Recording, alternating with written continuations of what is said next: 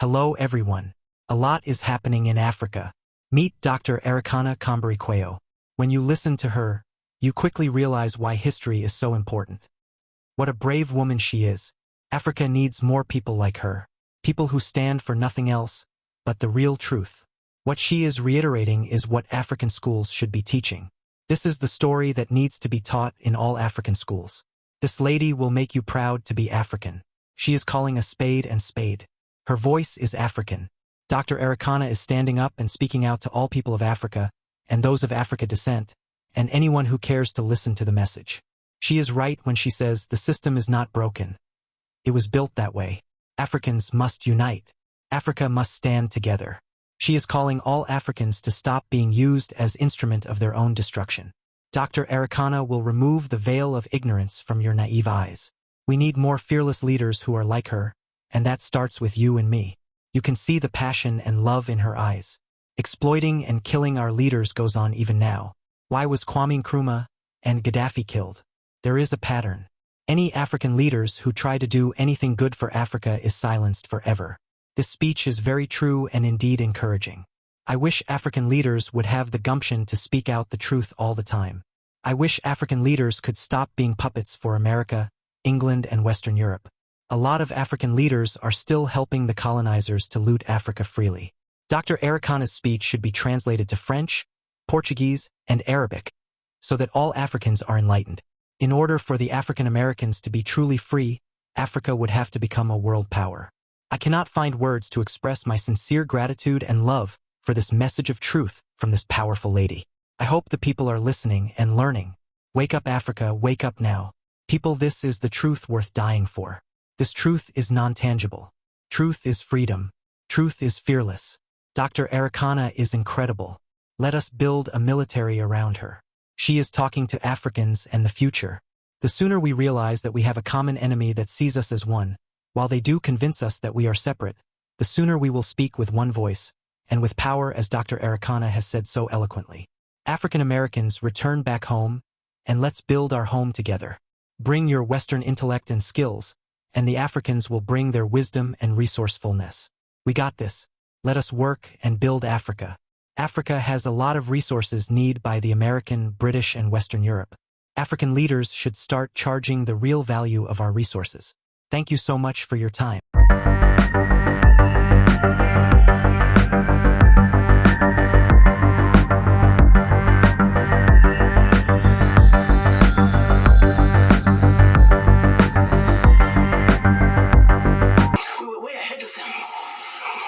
Civilization. They set out to destroy us. And Berlin Conference put the nail on that coffin. So they gave Djibouti the same sovereignty as the United States. They gave Burundi the same sovereignty as China. They gave Togo. You see, the EU realizes individual little countries, they can survive on the world stage. So they come together as the European Union. Now picture this now. So they cut up this Africa into the tiny little countries, small economies that could never survive on their own, but gave them the same sovereignty as the big boys. So that way, when the little bitty countries go to the world stage for the purposes of development and discussing trade, they're wannabe boxers who are being thrown into the heavyweight boxing ring every day. How do you put China in the same boxing ring with Eswatini? Eswatini has 1.2 million people. China has 1.4 billion people. And you put them on the same stage and say, go at it, negotiate. Are you with me? Yes. This is insanity of the highest order. How have we allowed this carnage to go on? When Eswatini is thrown in the same boxing ring with China and Eswatini is collapses before Eswatini even gets on the stage, the world says, well, Eswatini was wrong. with you? Why can't you take care of your people? Well, China came in and said, Eswatini, give me all your gold or else. And if Eswatini does not agree, they just go on next door to Lesotho and give Lesotho an extra $1. And if Lesotho doesn't take it, they just jump on to Togo, Central African Republic. It was all by design. 1884. They did something else in addition to chopping us up. They also set out to make the African believe that everything African was bad and undesirable, and everything Western, particularly French and British, was more desirable. We call that the legacy of colonization. Prior to that, they started long working on the slaves. Make them think everything about them, forget anything about Africa. Where you come from is a horrible place, diseased and dying people, constantly at war with themselves, uncivilized. Cut out any communications with them. You need to just know what we tell you. And we call that the legacy of slavery. So that's why you look at where we are today. 135 years later, a system that was put in place to see to it that Africa and her children are forever defeated, that Africa is forever exploited, remains in place today, alive and well. And we sit here and we ask ourselves, why isn't Africa moving forward? Why does Africa continue to be taken advantage of? Well, I'll tell you why, very simply. Until Africa comes together as a continent speaking with one voice, one continent, one people, nothing, and I repeat, nothing is going to change. As individual little African countries, we are wannabe boxers. We will never make it fighting against the heavyweights. We must speak with one voice. And this is exactly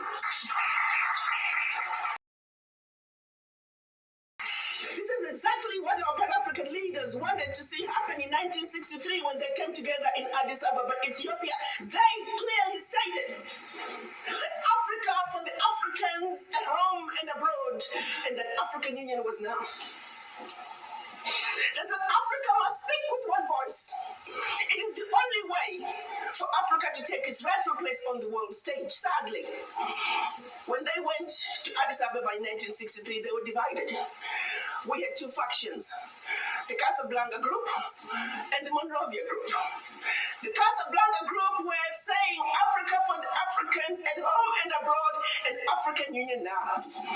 This was Ghana, Guinea, Mali, Egypt, Morocco, Algeria, and Tunisia.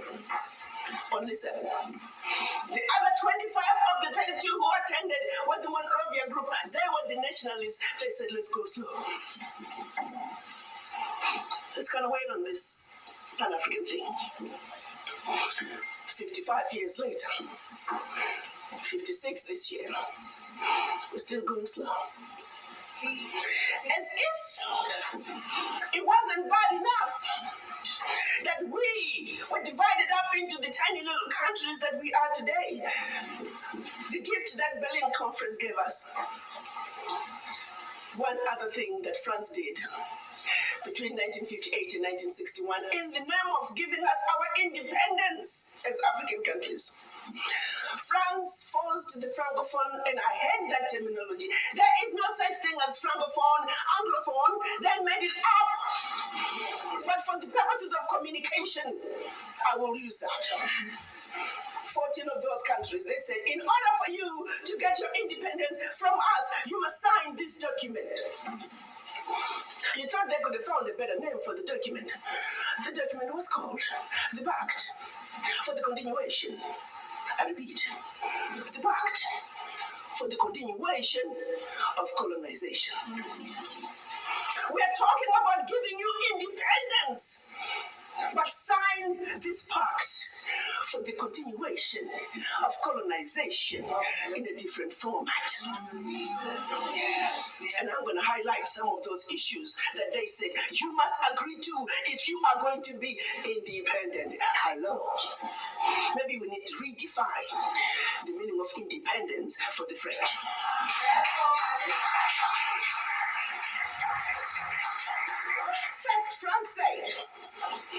flight some of those issues that they said you must agree to if you are going to be independent. Hello.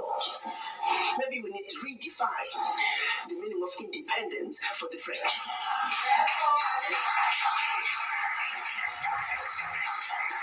First, France said, you see, you don't know how to manage your money. We're going to demand that you deposit 85% of your bank reserves with the French Minister of Finance. Under the French Central Bank, under the control of the French Minister of Finance. France is then going to take your 85% bank deposits from each and every one of you.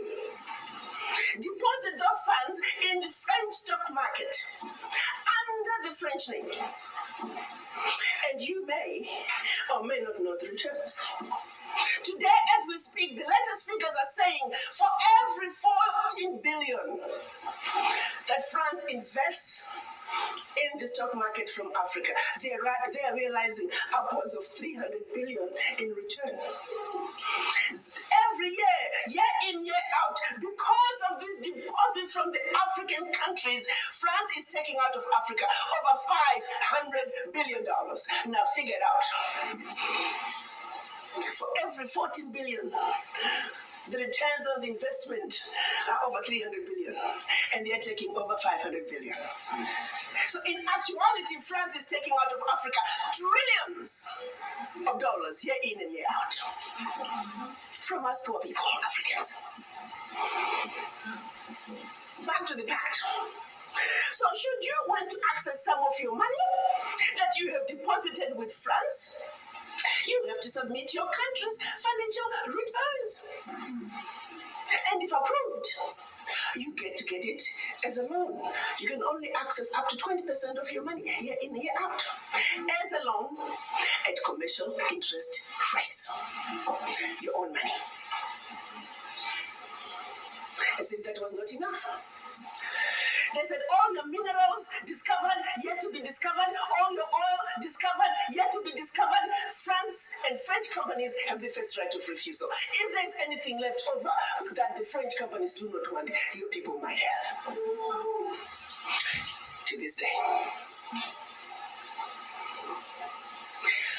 They said you will only use the currency that we created for you because you're special Africans. We call it the CFA. There was the Central African CFA and the Western African CFA, same animal. And that France is the only one that can print it for you. 1958. Fast forward. They're still printing it for us. And if you start misbehaving, they just stop printing your money. And your country's in trouble. They also said your language of instruction shall be French, whether you like it or not. That France will have military presence in your country. That your military can only be trained by France. That you can only buy military equipment from France. That you cannot have any military alliance with your neighbor. And that in the event of war, your allegiance is only to France. And furthermore, because they have military presence in your country, they can invade you without notice should they feel that the interests of France in your country are being violated. Teach, sister, teach. Speak on, sister. Fast forward, 2019, nothing has changed. The same people who have the audacity to tell us that we are poor countries, they are taking trillions out of Africa every year. And what is the African doing? Like an obedient, programmed black man who just give in. We know the facts, but we just do nothing about it.